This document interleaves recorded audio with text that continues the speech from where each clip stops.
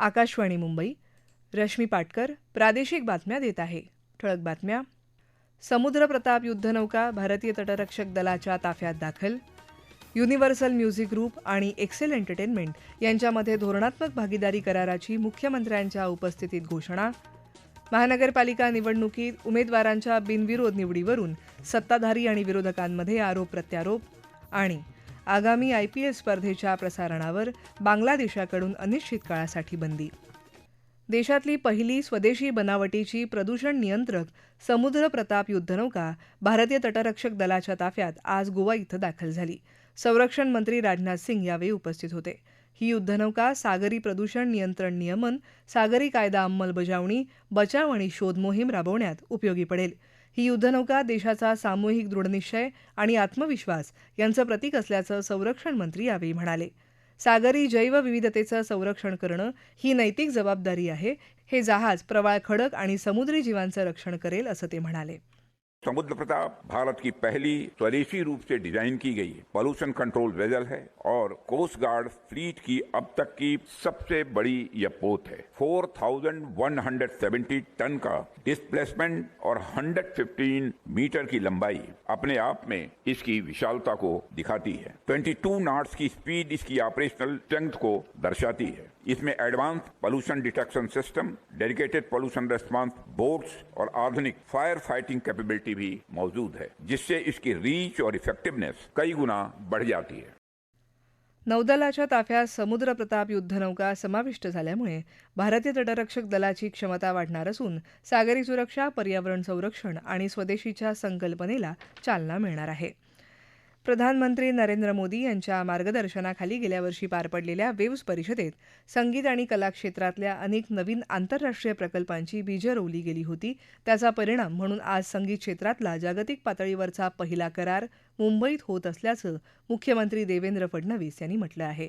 Universal music group आणि Excel entertainment यांच्यामध्ये आज मुंबईत धोरणात्मक भागीदारी कराराची घोषणा करण्यात आली. त्यावेळी ते बोलत होते. नव्या पिढीच्या प्रेक्षकांना आकर्षित करणाऱ्या चित्रपट, संगीत, OTT, गेमिंग इत्यादींच्या निर्मितीसाठी महाराष्ट्र आणि मुंबई हे केंद्र होतंच, परंतु सरकारच्या व्यवसाय सुलभतेच्या धोरणामुळे इथली आशय निर्मितीची गुणवत्ता आणि क्षमता वाढली आहे.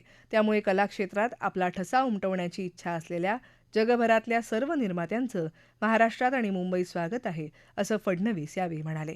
यावेळी एक्सेल एंटरटेनमेंटचे संस्थापक फरहान अख्तर, युनिव्हर्सल म्युझिक ग्रुपचे कार्यकारी उपाध्यक्ष ॲडम ग्रेनाइट, गीतकार आणि पटकथा लेखक जावेद अख्तर तसंच इतर मान्यवर उपस्थित होते. महानगरपालिका निवडणुकीत महायुतीने आपले उमेदवार बिनविरोध निवडून आणल्याचा काँग्रेस प्रदेशाध्यक्ष हर्षवर्धन सपकाळ यांनी निषेध केला.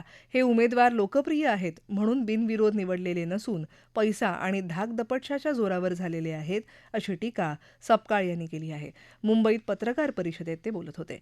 विधानसभेचे अध्यक्ष राहुल नार्वेकर यांच्या कार्यालयात कार्यरत असलेले बहुतांश अधिकारी हे भ्रष्ट असल्याचा आरोपही सपकाळ यांनी केला. या संदर्भातला अहवाल मिळूनही निवडणूक आयोगाने कुठलीही कारवाई केलेली नाही. त्यामुळे या संदर्भात कारवाई करावी अशी मागणी त्यांनी केली. बिनविरोध होत असलेल्या निवडणुका लोकशाहीसाठी चांगल्या असल्याचं मत भाजपा नेते आणि मंत्री चंद्रशेखर बावनकुळे यांनी व्यक्त केलं आहे. बिनविरोध निवडणूक होऊ नये असं कुठल्याही कायद्यात लिहिलेलं नाही. निवडणूक आयोगाची याला परवानगी आहे, याकडे त्यांनी लक्ष वेधलं. छत्रपती संभाजीनगर विमानतळावर ते वार्ताहरांशी बोलत होते. बिनविरोध निवडणुकांना विरोध करणाऱ्यांनी योग्य व्यासपीठावर न्याय मागावा असं आवाहन त्यांनी केलं.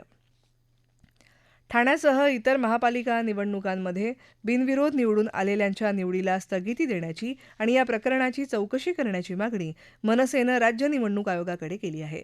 मनसे नेते अविनाश जाधव यांनी निवडणूक आयोगाला या संदर्भात पत्र दिलं आहे. पैसे देऊन विरोधी उमेदवारांचे अर्ज मागे घेण्यात आले किंवा अवैध मार्गाने त्यांचे अर्ज बाद ठरवल्याचा आरोप मनसेनं केला आहे. ठाणे महानगरपालिका निवडणुकीत अर्ज मागे घेणाऱ्या शिवसेना उद्धव बाळासाहेब ठाकरे पक्षाच्या 3 उमेदवारांवर गुन्हे दाखल करण्याची मागणी माजी खासदार राजन विचारे आणि मनसे नेते अविनाश जाधव यांनी ठाणे पोलिसांकडे केली आहे. यावर निवडणूक आयोगाकडून अहवाल आल्यानंतर कारवाई करू असं पोलिसांनी सांगितलं.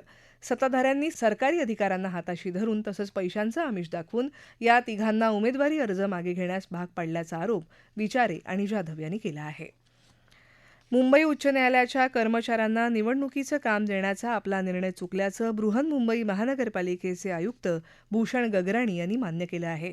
मुंबई उच्च न्यायालयाने या प्रकरणाची दखल घेत आयुक्तांनी आपलं कार्यक्षेत्र ओलांडल्याचं निरीक्षण दिलं आहे.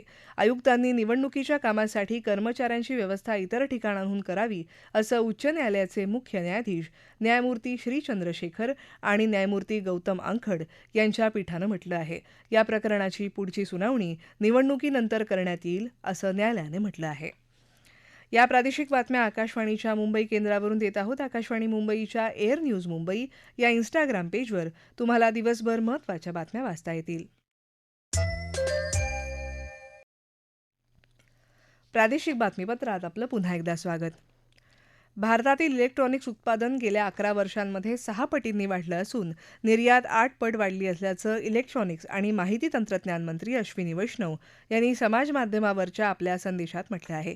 गेल्या वर्षभरात फक्त ॲपल कंपनीनेच 5,000 कोटी मूल्याचे मोबाईल फोन निर्यात केले होते असं त्यांनी पुढे म्हटलं. या वर्षभरात देशात 4 नवे इलेक्ट्रॉनिक्स कारखाने सुरू होणार आहेत. सध्या या क्षेत्रात 25 लाख रोजगार उपलब्ध असून काही कंपन्यांची एका कारखान्यात 40,000 पर्यंत नोकऱ्या देण्याची क्षमता आहे असं त्यांनी सांगितलं. IRCTC घोटाळ्यात राजद नेते लालू प्रसाद यादव यांच्या विरुद्धच्या खटल्याला स्थगिती द्यायला आज दिल्ली उच्च न्यायालयाने नकार दिला. तसंच या प्रकरणी केंद्रीय अन्वेषण विभागाला उत्तर सादर करण्याचे आदेश दिले.